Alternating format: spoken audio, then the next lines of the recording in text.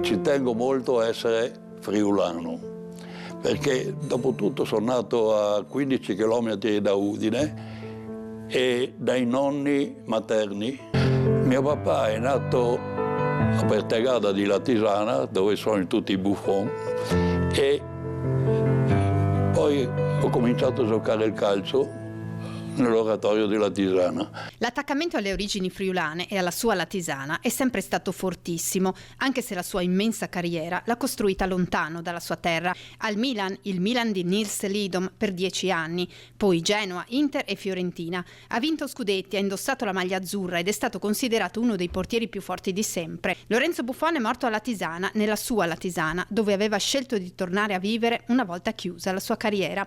Un malore improvviso che lo ha strappato alla vita alla bella età di 95 anni, ne avrebbe compiuti 96 il prossimo 19 dicembre. Il mondo del calcio lo ricorda come una leggenda. Le sue mani ci hanno resi grandi, scrive il Milan. E poi Gigi Buffon, parente lontano ma stesso DNA. Lorenzo Buffon ha illuminato un'epoca, ha scritto sui social. Quando ero bambino nel salotto di casa ricordo una sua gigantografia in volo a San Siro per una parata, un'immagine potente che ha lasciato un segno indirizzando il mio cammino. E tutto partì da Latisana, dall'oratorio, dove fu un prete a consigliargli di fare il portiere. È successo questo, che non giocavo in porta, giocavo alla sinistra, però anche da ragazzino e l'ambiente in cui vivevo,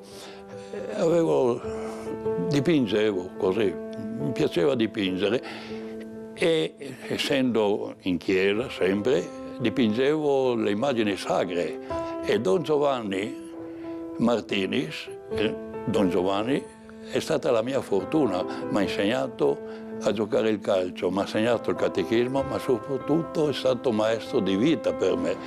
E un giorno mi chiamò e mi disse: senti Lorenzo, siccome tu dipingi le immagini sacre con quelle mani, perché non ti metti in porta così prendiamo meno gol? E fu la mia fortuna.